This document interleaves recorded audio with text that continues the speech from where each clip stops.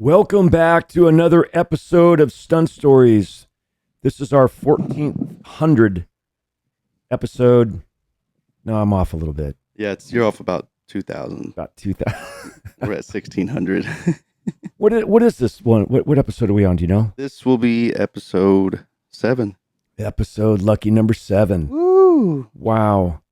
I'll crack a cold one to that. Yeah. And I got to tell you, this is, Skylar, it's a completely different vibe here in this little studio and very chill, very relaxed. I really, I don't know how many times I've told you thank you because it's a lot of fun for me. It's the first time, but go on. It's the first time. You couldn't hear my inner voice. No. I'm thinking it all the time, thinking, thank you, Skylar. Thank you for doing this. That's what you're doing. You just sit there for about 5 minutes sometimes in the beginning. Yeah. Mental telepathy. Yeah, I was thinking it too. So how was your week? My week was good. Yeah? Yeah, my week's been good. I got my one of my granddaughters at the house, Sally's youngest daughter, not her youngest daughter from her first marriage, Mackenzie, but we call her Kinsey. Her little daughter, Emmy, has been at our house, little two. And now we all, that saying terrible twos. Mm-hmm. She should be the poster child for the terrible twos. Yeah. That bad, huh? Oh, she's a pistol. But it's been fun. Yeah. Was the same from last week? Yeah. Same ones? Okay. Oh, yeah. You saw her when you came out to the car crashing clinic. She was all driving around in the little, yeah. What was it, Federal Bureau of Investigation car? Yeah. She was the one who was cussing and swearing the whole time. I figured. I thought it was Michael Bay. That was her. Yeah, she's got an attitude. Takes after her grandpa. I'm not her biological grandpa. But in 15 years, she'll be calling you grandpa. She already is. Yeah, so there you go. Yeah, she already is. It's so cute. She's like, Grandpa. I'm like, oh my gosh, she called me grandpa. That's me. But yeah, this is episode 7. I'm really happy to be a part of this, honestly, dude. Like I told her, I was like, man, I just need to find somebody that's interesting, that has like a past to where it's like, hey, come in, sit down, tell me your story kind of thing. And of all people, a stunt man, the best kind of person, So thank you for being a part of this. Oh, absolutely. Yeah, I'm so excited. Yeah, this has been fun. And the other thing, you live your life and you acquire all of these memories. You do all these things so you can have these memories. Mm-hmm. And you hit your head a bunch of times. Like I've had 14 concussions. I can't remember the last thing that I forgot, but I guess that's normal. But yeah, and so as we talk about things and you dig up stuff from shows I've worked on years ago, decades ago, I go, oh my God, I can remember that. Yeah. I can't remember what I did last Tuesday. Me neither. Okay, good. So I'm not alone. Yeah. But for you to go through and some of the photos that, they say a photo is worth 1,000 words, and you show up, bring up a photo of something, and I'm like, oh my God, and just all these memories come flowing back to you, and some of them are good and some of them are bad, but it's been a trip. It's like, wow, I've done a lot, and I'm going to be 63 years old and been in this entertainment industry for 44 years. And that's the other thing, people that might jump on and just catch like this, our 7th episode of Stunt Stories and go, who the hell is this guy? I was like, yeah. And I get asked, what do you do for a living? I go, I do stupid stuff. Well, what's that mean? I go, well, I crash cars and I fall down for a living. I do stunts. Oh, really? What shows have you worked on? I'm like, well, I've done over 1,000 episodic television shows and over 150 feature films. What's your favorite movie? And pick one. Try to go that way, but yeah, because the thing about being a stunt man or a stunt woman is I can go in any restaurant anywhere and we're not famous. Nobody knows who we are, and which is kind of cool. It's just, not being recognized, Right. Yeah. Was it infamous? Or I guess infamous is more like, I don't know. That's too big of a word for me. Yep, too big of a word. That means. I was trying to be smart with the big word today. Yeah. Didn't work. Yeah, I'm always trying to aggrandize my vocabulary as well with these abominably superfluous words. Abominably superfluous. Who says that? You. It's like the coefficient of friction will cause the car to dissipate as you come to the mark. What is it? Dang, I was trying to say DNA. You just did say DNA. Yeah, but like deoxyribonucleic acid or something. Is that what that stands for? Mm-hmm. I have no idea. The D, I know the D word is like this long, and then nucleic acid, just real small. It's really simple. You know what's funny though? Sometimes you just reminded me. I was working on Poltergeist 3. Gary Sherman, I think, was the director, and we were in the Hancock Tower in Chicago, on like the 27th floor or something. And we were talking about doing something, and we were a little confused on what he was trying to tell me as a direction. And we kind of like looked at each other, and I go, look, Gary, look, I'm sure you understand what you think I said, but I'm not sure you realize what you heard is not what I meant. You know what I mean? And he just goes, yeah. And he walks away. Yeah. No. Yeah. No. Yeah, I'm sure you understand what you think I said, but I'm not sure you realize that what you heard is not what I meant. You're like, that doesn't make any sense. Like, I need to put these down. Yeah. Yeah, speaking of pictures and remembering stuff, there was a couple of those pictures I did say we were gonna look through. Where is it? What from the last weekend? Yes, but then we were also gonna just kind of go through some of the old. Am I supposed to see it on my screen in front of me? Is it not on? No, it's just a bunch of blackness.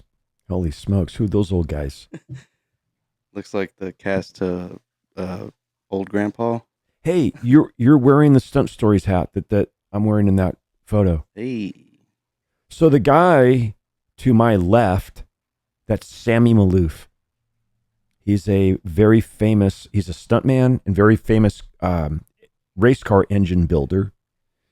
And actually, Netflix did a whole series on him. I think it's called The Maloof Way. I think that was the title, The Maloof Way.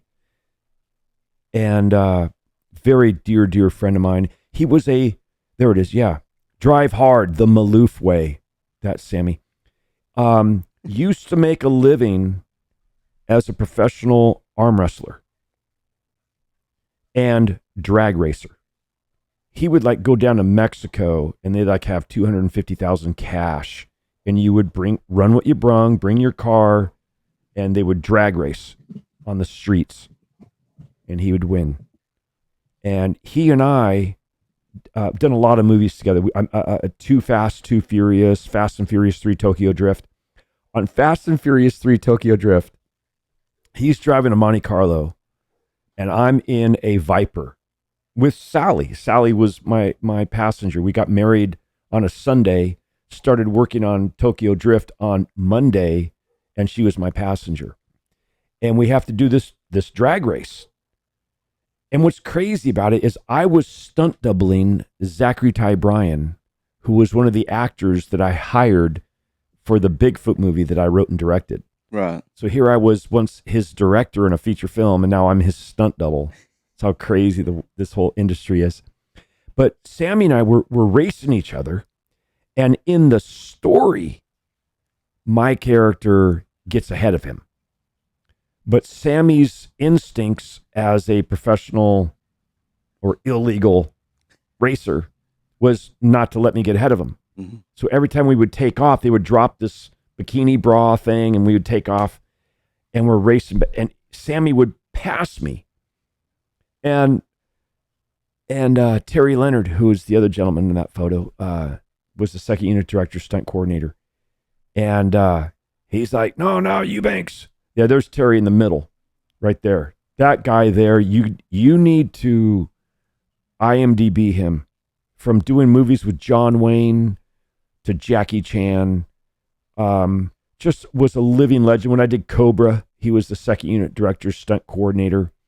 Everybody wanted to follow and be like Terry Leonard. You wanted to follow his career and be as successful as Terry Leonard. And he comes up to, he goes, "Hey, Eubanks, you need to be ahead of Maloof. In the story that we're telling," I'm imitating Terry right now. Every time you talk about Terry, you got to imitate him. He does kind of look like he would sound like that. Yeah, I got a gravelly voice. Did he smoke cigarettes? No. Oh, really? No, he just does chew. Oh, he would do chew. He'd always have Red Man. But I'm like, I go, Terry, I'm trying to get ahead of Sammy, but he won't let me. He's catching. Hey, Maloof, let Eubanks get ahead of you. So take 3. we go and they roll cameras and they drop the little bra and we take off and Sammy passes me again. And I'm like, are you Eubanks? I go, no. Don't yell Eubanks, yell Maloof. Yeah. Sammy, get over here. So he brings us over to this little cart that he had, and he had the little toy cars, which we'd always do. And he goes, look, Sammy, this is you. Corey, this is you. I never want to see this with Sammy in front of Corey. I want to see that. Not this, that. So this is like take 4. And sure enough, we take off, and Sammy starts to want to pass me again. I had to cut him off. He was going to pass me again. He's like, I can't help it. It's just my instincts. He's like, I just can't let you win, man. I can't let you win. That's not how it works. I know what scene you're talking about. That's like the beginning of the it's show. the very beginning. Yeah, it's like because he throws the softball or whatever at the back of his window, and then it busts, and then he gets out, and he. Oh, look at you! You know that's right. I'm a nerd for movies, man. Dude, that. No, it was funny though. That day we're out in Victorville, and I'm like on my honeymoon because we got married the day before. But this Viper, man, it had a lot of power. You could power slide that thing, and they call it drifting. You could just drift it around the corner so sweetly, right? So I do this nice big drift around this corner, and Leonard goes, Eubanks, come here. You can't drift that thing. I said, why? He goes, he hasn't gone to Tokyo. He hasn't learned how to drift yet. You can't drift it around the corner. I'm like, You're like, but where's the fun in that? But where's the fun in that? The movie's called Tokyo Drift. Not Tokyo Drive around the corner. Yeah. Come on now. So that was so funny. Okay. Yeah, Tokyo Drift.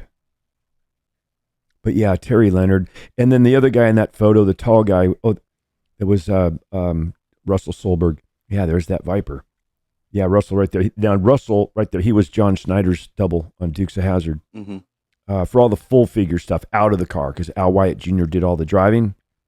Well, I take that back. Russell did do some driving for John Schneider in the General Lee, but not nearly as much as Al Wyatt Jr. On film, nobody in the world has driven the General Lee on film more than Al Wyatt Jr. Because anytime it was pretty much driving, it was him. If it was Bo, it was Bo Duke, it was John. And if it was Luke, it was me. Yeah. Before me, there was multiple people. Mm-hmm. They tried Ted Barba, they tried John Cade, they tried Clifford Happy, they tried a bunch of different people, and then I ended up landing that spot. Not because you didn't take the General Lee out one night for a spin. I borrowed it. You borrowed it. Yeah. Allegedly. I didn't put it back where we got it.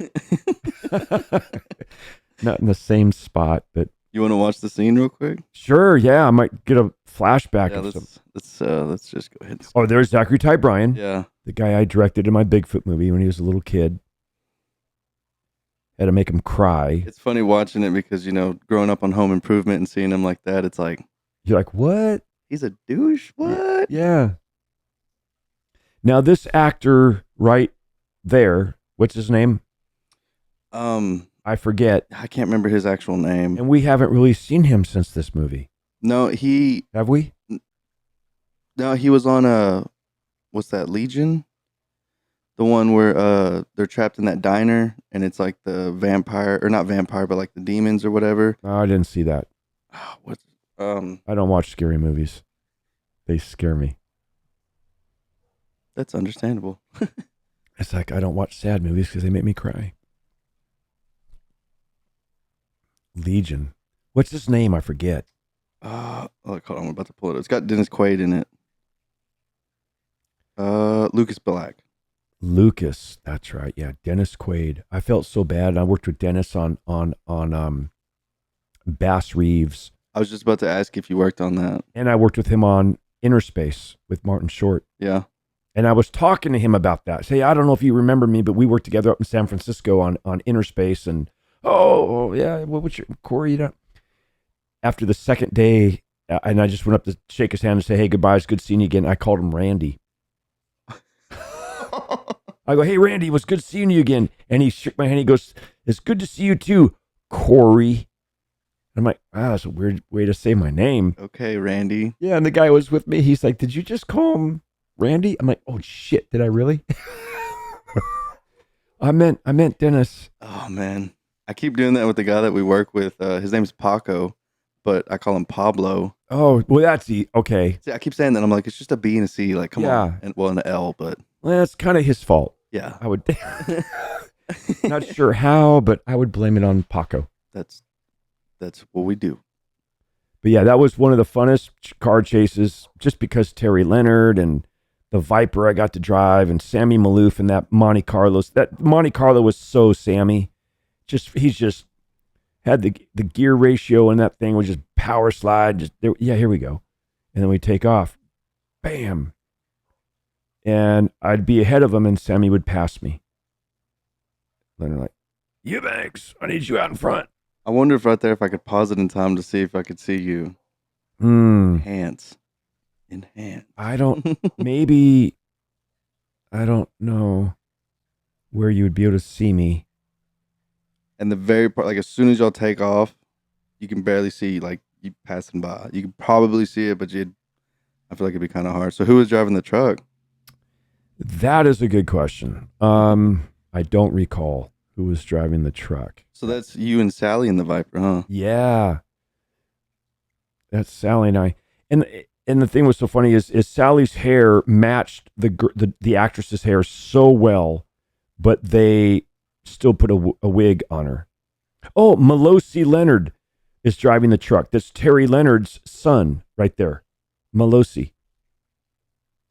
So okay, so right here on this shot, are they just sitting stationary? No, they're driving. They're actually driving. Yeah. Okay. And then the camera guy's just sitting in the passenger seat. Well, they have what's called a hostess tray that sits on the passenger side. Oh, kind of like from the old diners, you pull up and they just kind of set it. Kind of like that, but they strap it down and put the camera on it. Put a little bit more screws and stuff. Yeah, in they still have a burger and some fries on it, but but yeah, and it's funny because in situations like this, if you look at the reflection in the door, yeah, if you really studied it and blew it up, you might be able to say, "Oh, I'm looking at the camera lens." There's a camera lens on the hostess tray. It's a little dark and hard to see. Yeah. But sometimes it's some of the flaws in filmmaking are so fun to find. That was me growing up. I'd always get on YouTube and watch the did you notice this or whatever? And then anytime I'd be watching movies and stuff with people, I'd be like, hey, look at this part right here. And they'd be like, oh, I've never noticed that. And I'm yeah. like, yeah. Thanks for ruining the movie for me. Yeah, thanks, asshole. And I'm like, yeah. Do you know that they killed that guy 3 times? Yeah. His name's Corey Eubanks. Yeah. You can find him on IMDb. But yeah, that was a fun day. Well, a couple of days. I think it took us 3 days to shoot this chase. Out of both of those vehicles, I'd rather drive this one. Oh, I know. Me too. I'd rather drive that than the Viper any day. But I tell you, that Viper was. Oh, man, it was nice hitting them turns like that. Oh, wait. Now, right after the thing, he hits the outhouse. There, yeah, right. Keep going. Right there. There's Sally and Corey. Yeah. That doesn't look like Zachary Ty Bryan. He's at least a little tan in that one. Mm-hmm. Yeah. But y'all, it just looks like you're just driving around like you're just like, hold on, babe, I got this. Yeah. And now, were y'all already married? No. Yeah, we got married the day before. Yeah, it was y'all met on Payback. We never met. I just saw her. You synced her. I seen her. I saw her pretty face. Because we were filming at the high school in the little town that she grew up in and where she went to high school, and everyone, oh, they're making a movie. And so her and her girlfriends came by and to check out the filming, thinking, oh, maybe we'll see somebody famous. No, they're disappointed.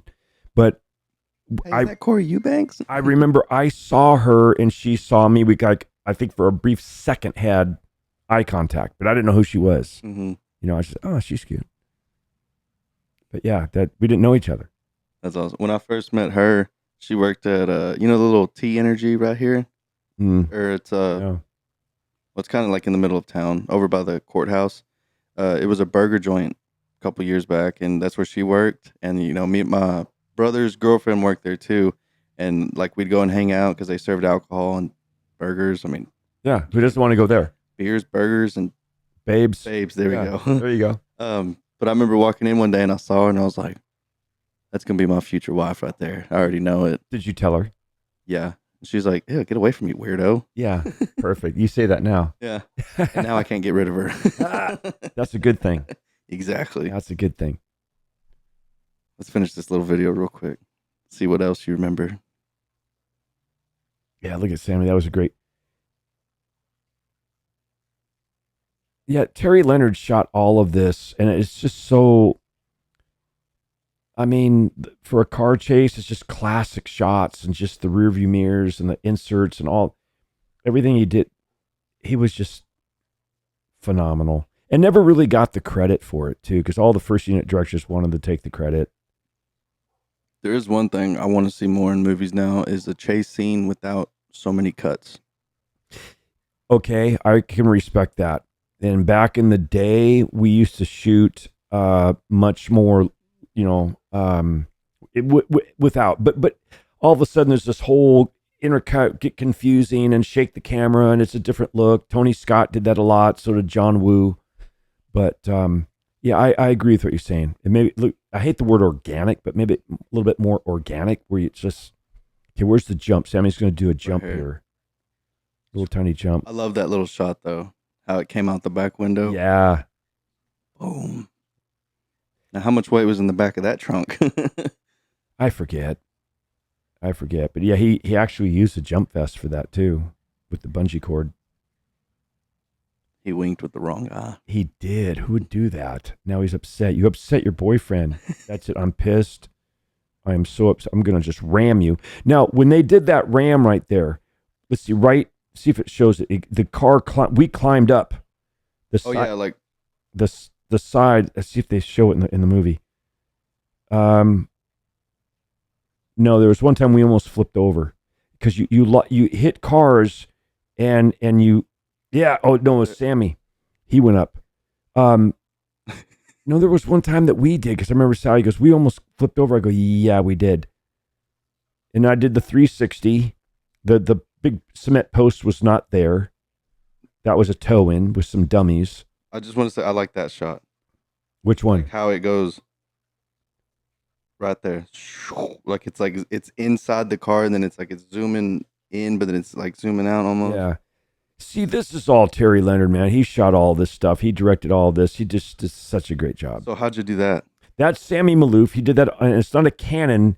It's a pneumatic arm that pushed it down. They just CGI'd. They took it out so you couldn't see it. Is that what you were talking about the other day? How it'll flop and pop you up and then kind of come back in? Exactly. It's a slower kind of a cannon. It pushes an arm down, which flips the vehicle, and then it retracts real fast. Right. And so then they go and they rotoscope and they take it out so you can't see it. Look how shiny that cover is for the blower. Yeah, that's nice. But yeah, Sammy did a great job with that. I like how bald the tires are. But you know what? That one even got the wheel on it. I mean, Terry Leonard did such a great job with that chase. I just think it's classic. That is awesome. All the classic shots. Monte Carlo from Tokyo Drift. And was that the only thing you shot for Tokyo Drift? No, we did some stuff downtown Los Angeles as well. And what's interesting that you asked that question, because I just remember it was the same set. It's down off 4th Street, and it's kind of you're not underground, but you're there are these bridges over you, so you kind of think like when I shot Cobra, we filmed down underneath this place. Underpass.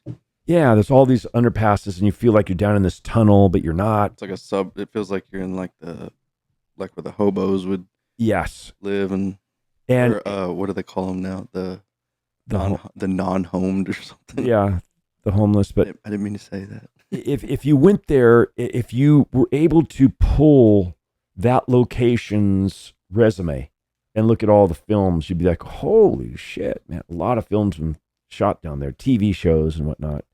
But yeah, we were down there filming, and they had all the drifter guys. And the thing that's different is if you're a stunt driver, and it happens, I've done it more times than I can count, you overslide, maybe even lose control of your vehicle, and you go into a curb. You hit the curb. Maybe you break the back wheel off or break the axle. It's a big deal. Oh my God, this stunt guy ruined the picture of the car, and oh my God, it's like we just killed somebody. Yeah. But when the guys who are the drifters overslide, I'm not going to name Tanner Faust's name, but when you when he overslid and hit the curb and ripped off the whole back axle of his vehicle, not a word was spoken. It's like, okay, get another car. I'm like, whoa, wait a minute. Where's the ridiculing? Where's the finger pointing? Where's the name calling? How come that doesn't? What's going on here? I couldn't believe it. I'm like, really? Just go get him another car? Yeah. Well, you got more back there? Yeah. Well, they did. Usually do. Like when I did Cobra, we had 7 of those 50 Mercury chop tops. But I don't know. It's just it's a whole different thing. I don't know. I think you could tell it bothers me a little bit. A little bit. They just don't show any recognition for y'all. Like I said the other day, if it wasn't for y'all, there would be no cool shit in movies, Yeah, and there's a lot of times we're driving the car that day for the first time. Yeah, I just showed up. I'd never driven a Viper before I went to work on Tokyo Drift. They were like, "Can you drive manual?" You're like, "Yeah." And they're like, "All right, get in this Viper," and you're like, and they're like, "Hey, Corey, you're driving the Viper." I go, "Is that the red car or the blue one?" Yeah, I used to love that too. I remember I was back in England with Michael Bay on one of the Transformers movies. He said, Corey, I want you in the Bugatti. Get the Bugatti and go. I go, is that the blue car or the gold one that's next to it? Because I honestly didn't know. And he was like, yeah. You of course you know which one. No, I don't know. And I drove a Pagani. Is it a Pagani? Pagani. I've never heard of that. Yeah, and like, Corey, get in the Pagani. I'm like, maybe I'm not saying it right. A Pagani, and it was red, and I got pictures of me with it because I didn't know what a Pagani. Yeah, there it is. Drive one of those. Get in the Pagani. I go, what is it? Yeah, that looks like something from Tron. The thing that was kind of weird about that vehicle was the tires were so wide and the wheel well inside the cab kind of pushed into where your feet's supposed to be. So your feet were kind of offset a little bit, making room for the wheel well. You know what I'm saying? Yeah, I feel like in vehicles like that, you have no room in there. Nothing. You sit in and it's literally like you got gas, brake, and clutch. And the thing is so funny. If you gave me one of those right now, I would still drive my truck. Yeah. I'd be like, no, thank you. I'd be like, cool, I'm going to put this in the back studio for the podcast. Yeah. People can sign it. Fast. Oh, I bet. Unbelievably fast. So was the Bugatti. What'd it sound like? I can't remember. It was just fast. And I actually got to drive it on a racetrack when I was back in London. Yeah, but Pagani. 190 miles an hour. Yeah, they scoot. But not the type of car you want to drive. I got to go to the office. I'm going to drive, or let's go for a cruise. Let's go drive in the car. It's like, It's like, and also getting out of those things is trying to get out of the bathtub. Try to get out of the bathtub. You're like, I got to get up off the floor and not slip. I'm trying to see if it'll. Yeah.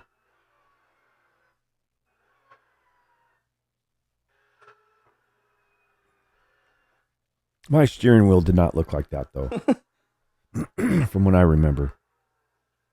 That is wild. Look, yeah, it looks like you have no room. Like it's all just conformed to your body. Like you sit in it and it's like, that's it. Don't move.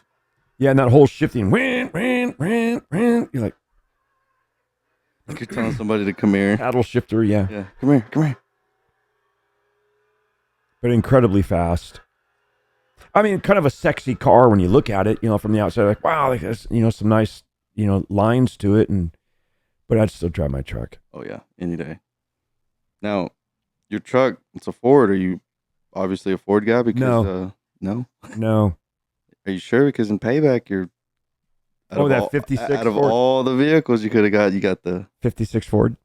That one right there. No, I had a Dodge Ram before I had this Ford.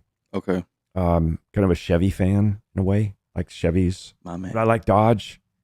I know, me too. That's what generally is. It's a Dodge. Yeah.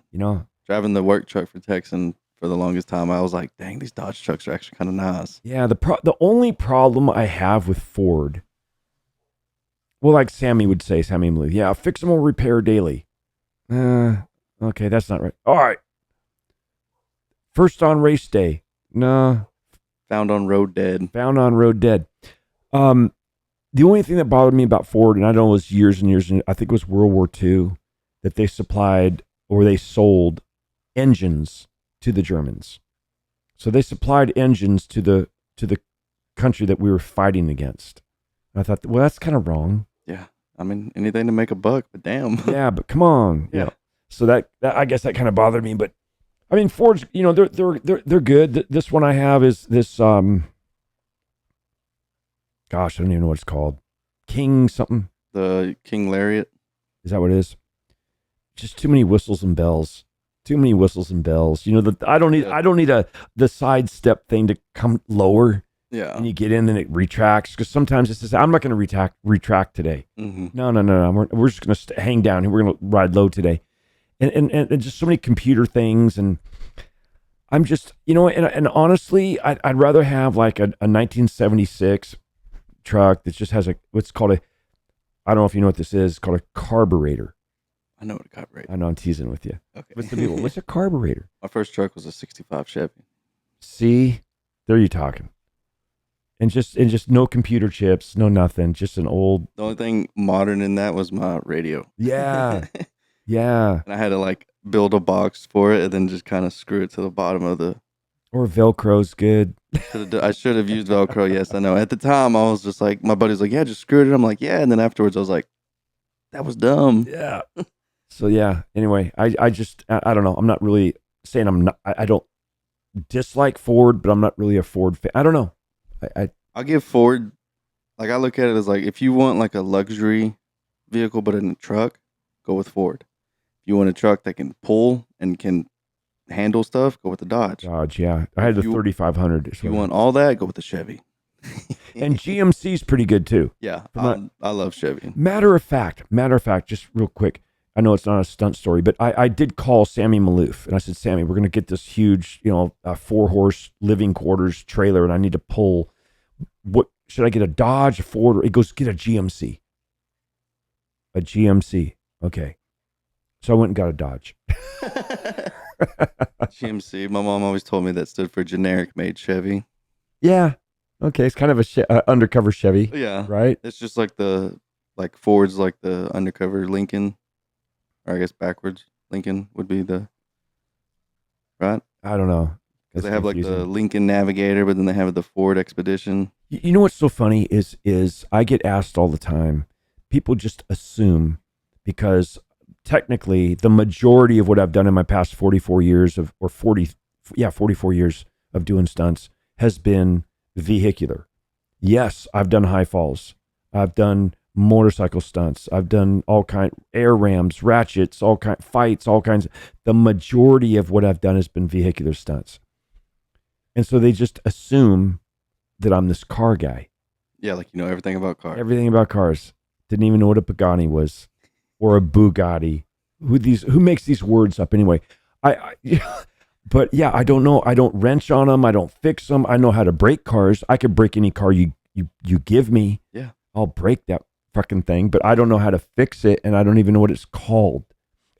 Yeah, that's what I was saying. I was like, being a stuntman's kind of cool because it's like, wait, are you telling me I can fuck this vehicle up? Oh, dude. Okay. I've showed up on locations on films or TV shows. You go in and wreck this vehicle that they've spent thousands and thousands of dollars, not just to buy, but put the roll cage in and all, and get the location and all the cars you're going to crash into, and the pyrotechnics going to blow up and just scatter shit everywhere. And you come in and you make the biggest fucking mess you could possibly make, destroy everything, and then just go, okay, see you guys. I'll expect my check in the mail. Thank you. And you walk away. Yeah. They're like, wait. Shouldn't you come back here with the push broom and clean all the shit up that you just, no, I'm going home now. I did my duties for the day. Yeah, because I'm tired, because it's 3 a.m. I've noticed you've said that a lot. Do y'all film mainly like at nighttime? Oh, dude, I tell you what. And first of all, Skylar, I'm sorry. I don't mean to call you dude. That's a California thing. I say dude all the time. Okay. It's gender neutral. Can't get in trouble for it. Okay. Yeah, there's a lot of times you film at night, and it's the worst. The worst is this. The worst, or they call splits, half the day and then half the night. Mm-hmm. That means you're going to get off at 3:30, 4 in the morning, and then go back to your hotel and sleep 5 or 6 hours, and then get up and then go back to work again. But the other thing is this: if you film for like 3 weeks of all nights, and then you get acclimated to that, and then they send you on a plane, and you go home the next day, and your wife and kids don't know that you need to sleep during the day for at least 2 weeks to get acclimated to the daytime. Mm-hmm. And it's just like, no, it's 7:00 in the morning. We're all up. You're up too. We got to go. You're like, whoa, I got to sleep for another 7 hours. Went to sleep. Yeah, it's crazy. It's not good for you either. It's almost like a jet lag, right? Totally. Way. Okay, now you mentioned that. Come back from Hong Kong, which it's really the day after tomorrow, and you come home. Yeah, that doesn't make sense. That's so No, weird. you're like, wait a minute, I'm Weird. 11 hours or 12 hours ahead, and now Time I'm traveled. back, and you're all screwed, and nobody cares. They're like, that's too bad. You got to go to Hong Kong. Exit is over there. Yeah, the crybaby section's right over there. Yeah, it's crazy. So I hate nights. Oh, and the worst is this: they don't tell you it's nights. You get, hey Corey, you available next Tuesday? Yeah, I'm available. Okay, great. Well, Monday they send you a call sheet, and they're like, you got a 5:30 call. You're thinking it's 5:30 a.m. and you go, that's a p.m. Oh shit, we're working nights. And no one told you. So you didn't have a chance to even try to get acclimated to filming nights. You're like still in daytime. It's Right. And then you go to another show. I've done this. I've gone from working all nights on a Michael Jackson video we did for 3 days. And then during the daytime, I was working on a show called Hunter.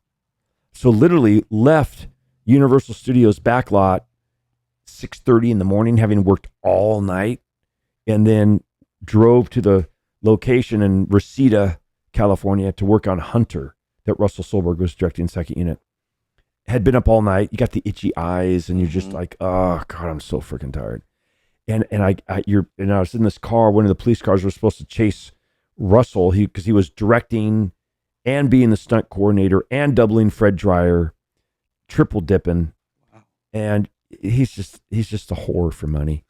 So and we're supposed to chase him around this corner.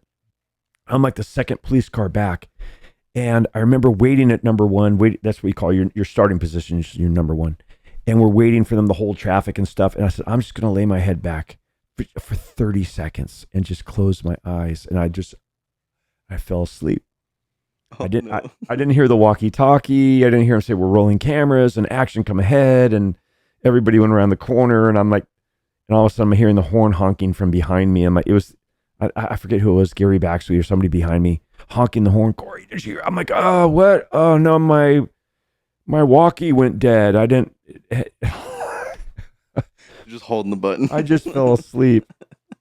These are things that you never want to admit to.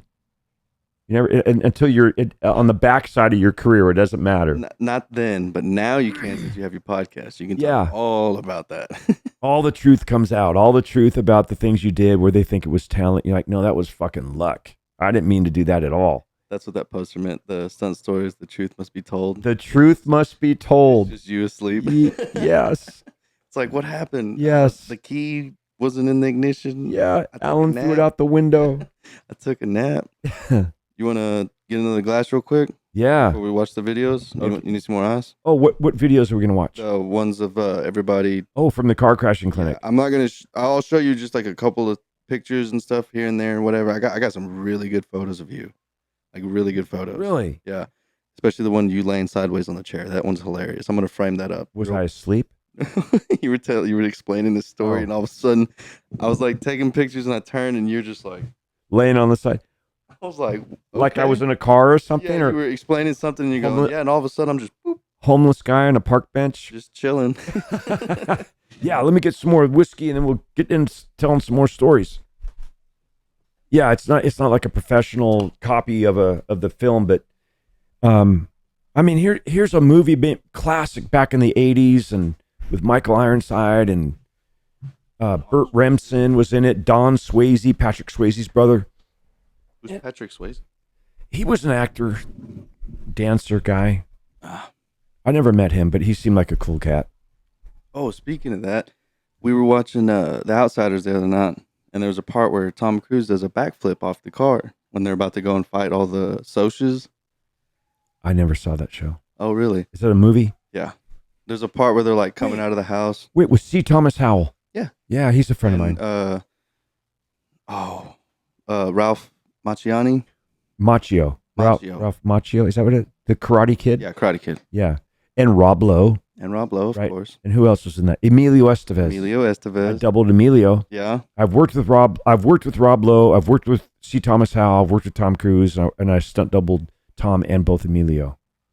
Who else was in that? Who knows? Trying to think of that's pretty much the main ones. Yeah, because you said, and then, because it was Patrick Swayze, then Rob Lowe and C. Thomas Howell were the brothers. And then you had Soda Pop, which was Ralph Macchio. And then, Emilio Estevez. You know what a lot of people don't know? Oh, Matt Dillon. I've never met Matt Dillon, never worked with him. Really? No. Whatever. Is he still alive? As far as I know. I don't know. But you know what? You mentioned Tom Cruise doing the backflip. Mm-hmm. What a lot of people don't know, Tom used to be a wrestler. He was actually a very, very good wrestler. He's a phenomenal athlete, Tom. I told him one time, I said, Tom, if this whole acting thing doesn't work out for you, you make a hell of a stuntman. He's like, if my acting thing doesn't work out, what do you mean? He's like, okay, Corey. It already has worked out. Have you not seen Mission Impossible? Okay. Now. Yeah, Matt Damon. Wait, who is that we just saw? Matt Dillon. Matt Dillon. What happened to him? I don't know. Go to those pictures you were telling me about. Let's see. I want to see those. You got me all curious. From the car crashing clinic, right? Yes, sir. Car crashing clinic 2025. So people don't even know. Yeah, it's the only car crashing clinic in the world. I'm sure there's going to be more, and other people from other countries are going to do it. But I think it should be a mandatory thing that if you're going to crash cars on a movie set, there's certain things you need to know. And yes, I have lost friends, been killed doing pipe ramps, car jumps, and it's it's something that a lot of even the safety experts, it's not that they don't know about the safety techniques and protocol. They don't know that they don't know. Is the thing. Vladimir. Look at Frank in the back. Yeah, he was doing that in Photobomb. Most of the pictures. So I'd have to take like 3 or 4 of them because I would take it and then I'd look and I'd be like, damn it, Frank. And I'd have to like move over a little bit. A lot of people don't know he fought for the against Matt Hughes in the UFC for I think it was the middleweight championship of the world. Tough dude. Yeah.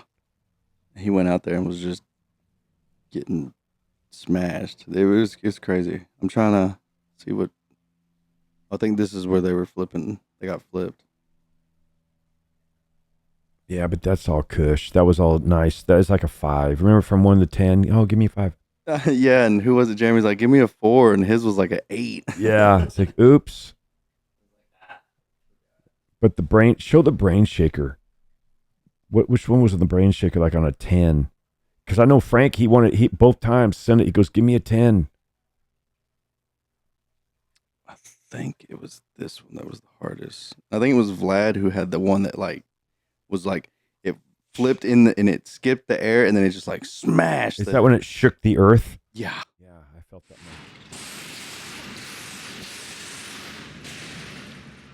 one. Wow, listen to the sound on that. My neighbors hate me. Oh man, that was loud. We're in Stephenville, Texas, and they heard that in El Paso. They were filming Landman season 2 and they thought one of the things exploded. Yeah. They were like, what was that? What the hell was that?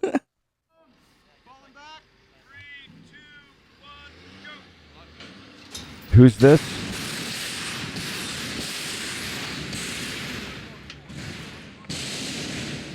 You know, like I was telling Frank Trigg today, we were talking on the phone. He called me about this, and I said, you know what, Frank? I said, now that you have a sense of what it's kind of like, doing a cannon roll, just for a cannon roll, because you're not that high in the air. I go, it really doesn't get much worse than that. So you could take that worry out of your head that now that you've experienced it, you go, oh, okay, if that's all I have to worry about, I can handle that. Right. Because so many of the times in the stunt industry, you're thinking about the timing, you're thinking about for camera, with the placement where you got to end up for camera, you're thinking about the cadence of when you're supposed to do your stunt, but there's this whole dark cloud. Am I going to get hurt? Am I going to break my neck? Am I going to get killed? And that's distracting. So as soon as you can get that put aside and kind of just like cover it, put a lid on it, not worry about getting hurt, makes you focus on what you really need to do. That's just the little fear in your body. Yeah. And fear is just false evidence appearing real, is what everyone says. But wait, what's that saying?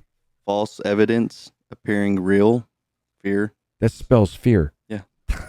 Wow. But what a coincidence. I know what you're talking about, because like the years of skateboarding, you know, rolling up to an 8 stair, looking at it like, okay, I'm going to jump. Am I going to break my leg? Yeah. Break my arm? Am I going to knock myself out? You know, as soon as you get over that little fear, or like you go and as soon as you land, but then you kind of fall off a little bit, you're like, oh, and that adrenaline, and you're just like, oh my God. But I can only imagine doing a stunt, flipping a car, wrecking it, and you're like, oh my God, and your adrenaline's pumping, and it's like, all right, cut, that's it, thank you. And then you're just like. Now, the other thing that is a little bit different from everything else, the majority of the time, you got one shot. You got one shot at it, and you don't get to rehearse. No. Because the majority of the time, there are some times you get to rehearse it, and then try it. But mostly with vehicular stunts, I'm sorry, you got one chance. You got one shot. Don't fuck it up, because your reputation is going to go down the toilet, and you're going to cost the production hundreds of thousands of dollars. Unless you go to carcrashingclinic.com and sign up for Corey's next class. Yeah. And then you can blame it all on me. Yeah. That's how Corey taught me to do it. You know? When the directors are calling and they're like, who should we get? Let's call Corey. Corey, do you know anybody? This person said they know you. And you can be like, yes, sir. They've joined my class. They took my course. They know what they're doing. It's very true. There's your commercial for this episode. That works. Yeah. It's getting it's 6:46 right now. 18:46 for you military people. Yeah. You want to watch the little, because I got everybody after the brain shaker. Like as soon as they got out of it, I was like, hey, come here real quick. Let me ask you a couple really questions. got to react. Let's see that. We'll go in order. It's Jeremy, Alan, Gaston, Frank, Vlad, Max, and then Seth. I had no idea you did this. This is freaking awesome. This was because you were off making sure everybody's good, because as soon as they got out, I was like, hey, come here real quick. Let me ask you some questions. And then y'all were getting everything set up. And oh, that's so cool. okay, so what'd you think of the class? This class was very valuable to me. I at first thought you just get in and sit and roll, and I'm like, why would I just do that? What's the point of paying a lot of money just to experience it? But you learn a lot. I learned all the safety things that you should know, all the equipment that you need to have, how a cage should be built, how to get harnessed in, and the rigging part of it, and a lot of valuable information that you just need on set. And what was the most fun/intense part? It was definitely, this is the second day, right behind me, the brain, what's it called? The brain shaker. That was definitely the most intense. So he asked what level do you want it at? 1, 5, 10, and I was like, I got to do 10. If I'm gonna do this on set, then let's go all the way. And boy, was it crazy! But he told me, it's not gonna be worse than that. So that feels good, knowing that it won't be quite as bad as what we're doing right here. That's awesome. Intense. So what do you got to tell Corey? What a cool dude. Now, do you want to hear what they got to tell you? Yeah. Because they were all bad. No, I'm just kidding. Good. I want to hear corrective criticism. I tell Corey, thank you so much. This was super valuable, and I'm so glad I got to be here and learn all this. This is just could be life-saving information, really. But it's really, all the knowledge is its weight in gold. It's super valuable, and there's nothing else like it. There's no other course, so I'm really happy to be here and learn everything that I did. Wow, that's awesome. You put a microphone on him too. Mm-hmm. I had no idea you were doing this. There's his microphone, and then I have one on, so that way you can kind of hear me. Yeah, a little yeah. bit, you know. But I turned mine down so you don't like. I don't need to be in production. Skylar, I had no idea you were doing this, dude. This is awesome.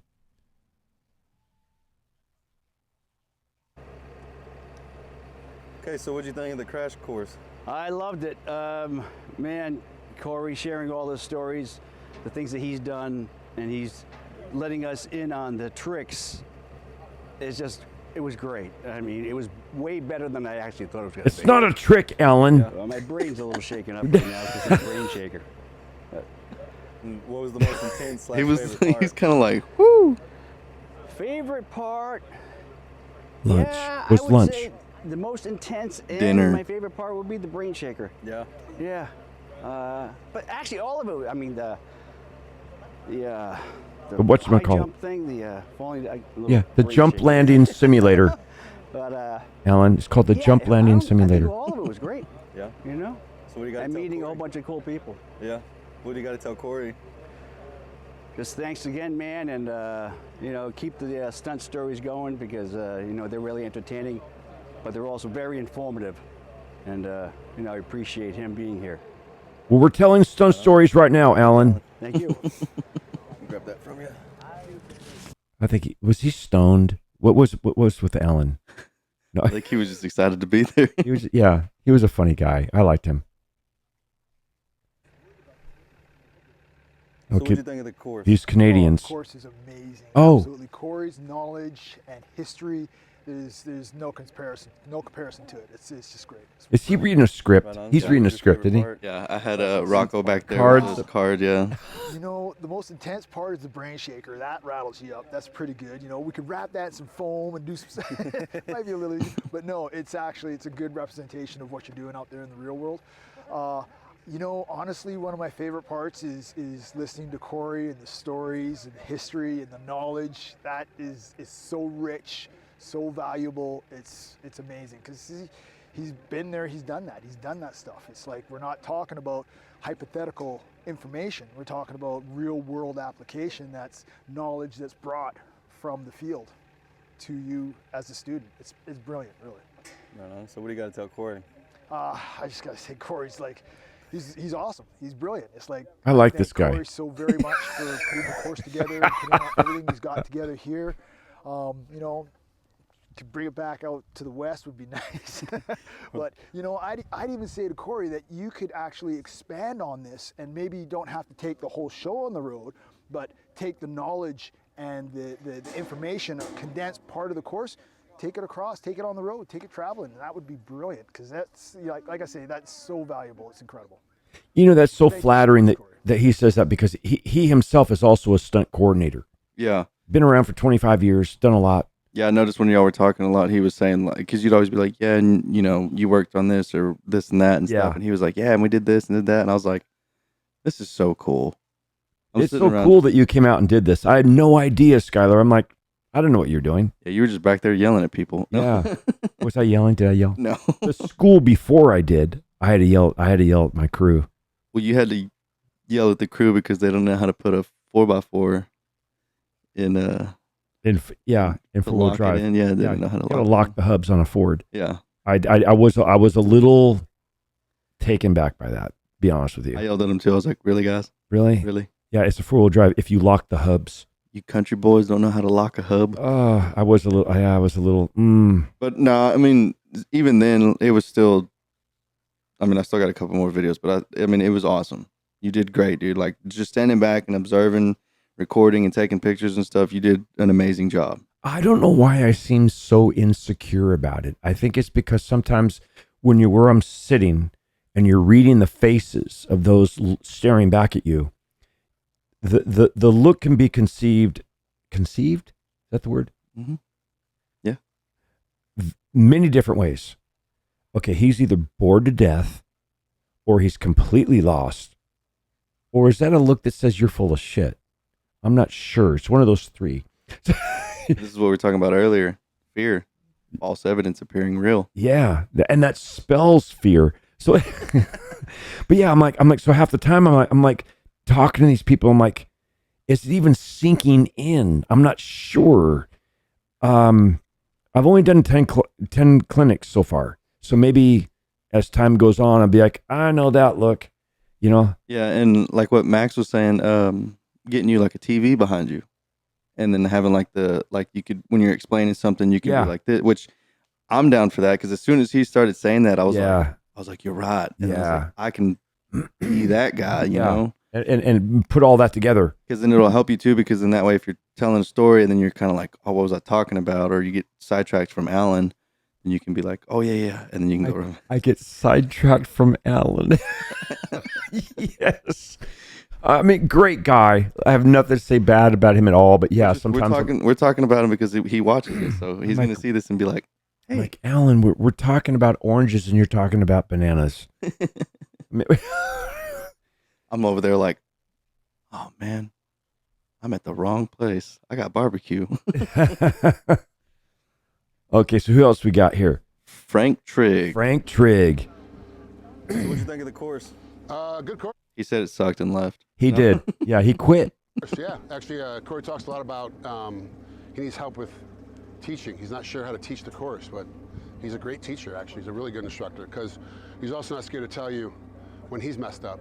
And his mess ups have turned into game-changing things now that we do for a lot of these stunts. We change how we approach some of the pipe ramps because he made a mistake years ago, and now all of a sudden that's the standard way to do it. So it's actually a really good course. It's fun, and they talk about the brain rattler. They got to get a better guy on the truck, because it's not pulling me fast enough. The brain rattler. Why did he change the name? Frank, read the thing on the front of the car. It says brain shaker.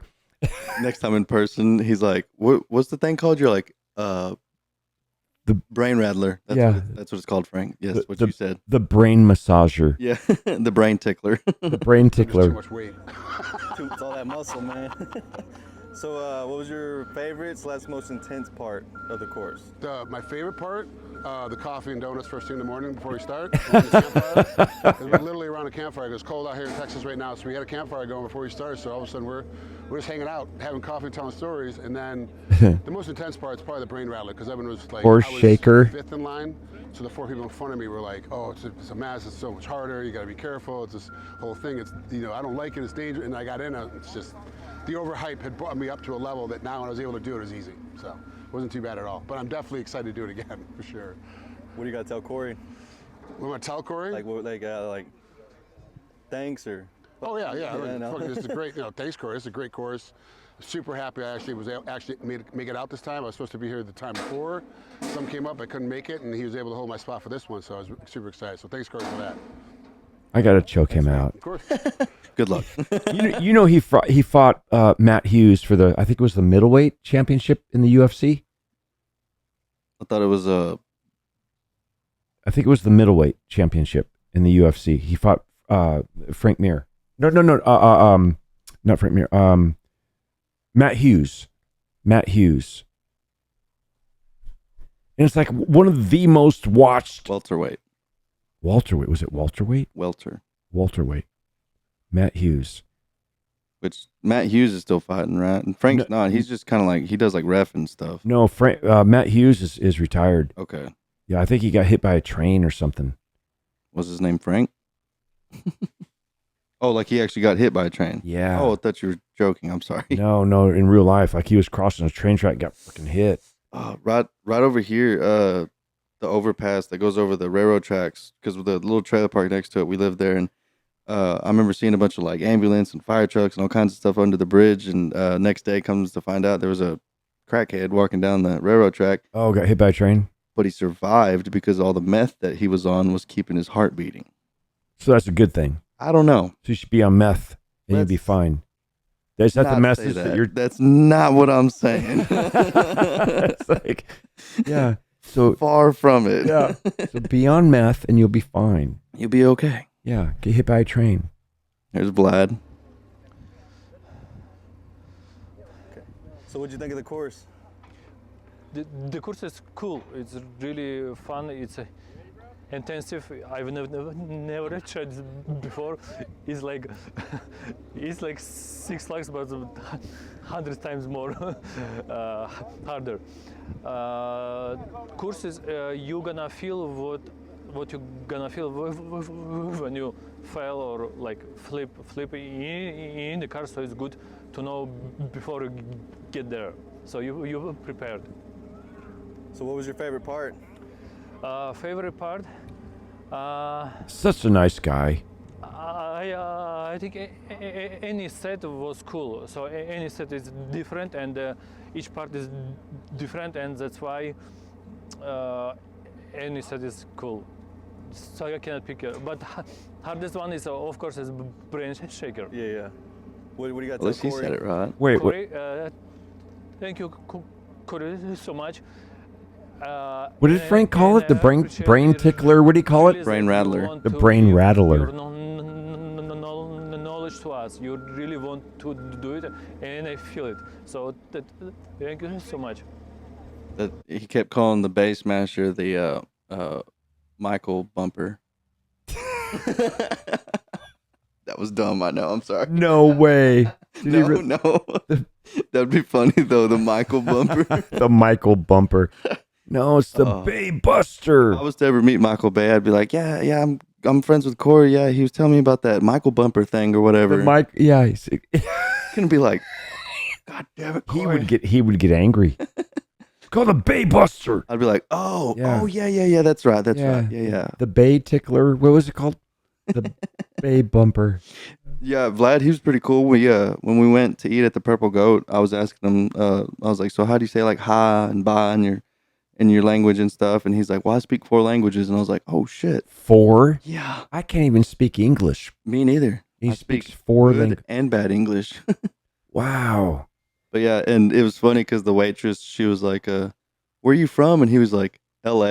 And she's like, No. not like where you No. live, where you from. He's like, oh, and he was trying to say it, and Seth was like, Mother Russia. And then he took a big old swig out of his Wait, who said that? Seth. Seth? Yeah, the big guy. Yeah, Russia. Yeah, Mother Russia. And then he's like, The guy who broke my stunt seat. yeah, no, that was Vlad. Was it Vlad? Yeah, because Seth was gonna go right after him, and then it broke. 'Cause Yeah. they went the first round, and then y'all flipped it, and then when Vlad went, because the second time there was a couple that didn't want to do it, Yeah. and then Vlad went, and then it broke.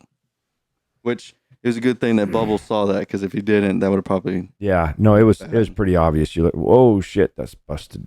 Which you said this is your 10th one, and I mean you've put that thing through hell. Just Oh no, that and is not the first. That's not the only seat. That one there. That's the third. oh shit, Yeah, we broke seats before. Yeah, stunt man. it happens. Here's Max. Max, So what'd you think of the course? I thought it Oh sucked. man, it's been amazing so far. There's so much to learn. Like it doesn't matter how many years you've been doing this for, how many gags you've done. There's always something new to learn. And I've been doing this for 20 years, and this was something that a lot of us don't get to experience, especially like how it feels to roll over a car, which is something very valuable to have, especially if you've never done it before. It takes away that extra fear of how is this gonna feel? How is my body gonna react to it, right? So when you get to do it, you're only thinking about the task at hand and hitting your mark. So this just that alone is invaluable. Plus the years of experience that Corey has is amazing. And He makes me always sound something to learn. old. What was your favorite part? Doesn't he? No. I Campfire. think it's that the campfire. getting The donuts. that feel for what it is to tumble around in a car, even though you're harnessed in and you got all your gear. They're hard hits, right? And it's They are an hard impact hits. that you want to be able to have that knowledge and know that your body is going to be fine, and how it reacted That was something that I was doing. I was every time I rolled, I was kind of checking how my body was reacting and how I would feel more comfortable with it. And just having that knowledge for me is worth. These are great interviews, penny. by the way. Good job, Skylar. Thank you, brother. Oh man, thank you.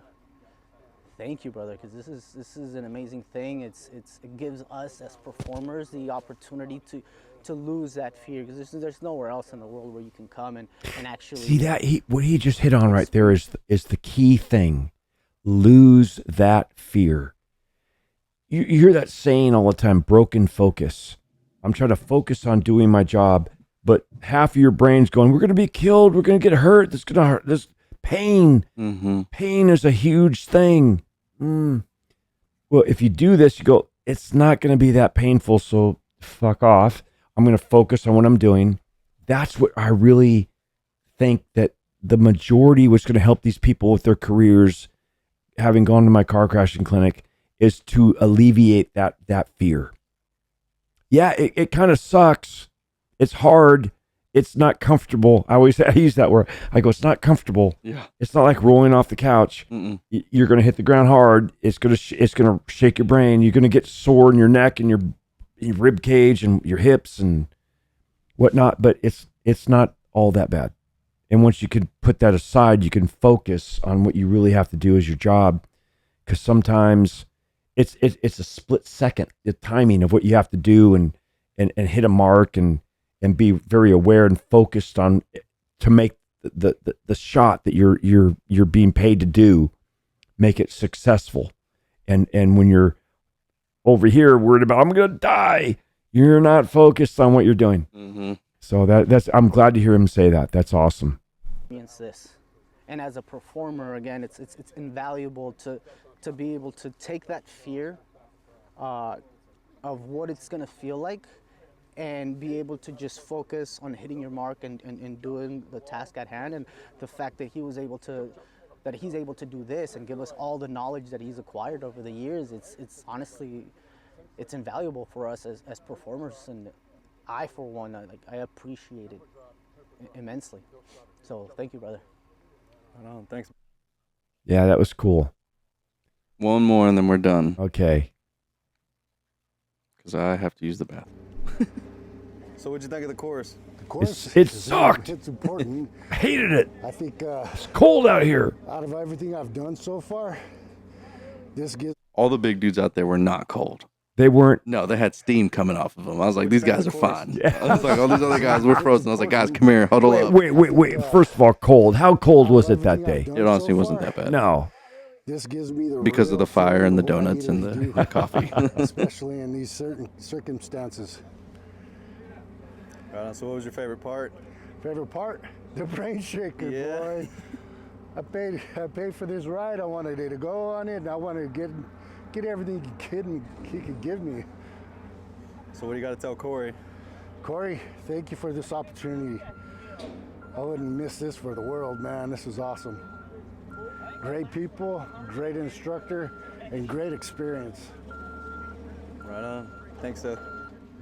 That's awesome. I'm happy. Thank you for that, Skylar. Of course, I'm gonna go through and do like the little montage. You know how like you see in like the shows and stuff, where they'll be like, so what was your favorite part? And then it's like cutting back and forth from everybody and stuff. Oh yeah. But then I'm gonna put it together and give you like a little hard drive for you, so you can put it on your computer. You can watch it whenever, or put it on social media and advertise, because people are car crashing clinic. What does that mean? Yeah, and I have the little clips, you know, the shorts, and I'm gonna make a couple more from the recent episodes and stuff that I can give to you that you can post on your, you know, Instagram, TikTok, or whatever. Awesome.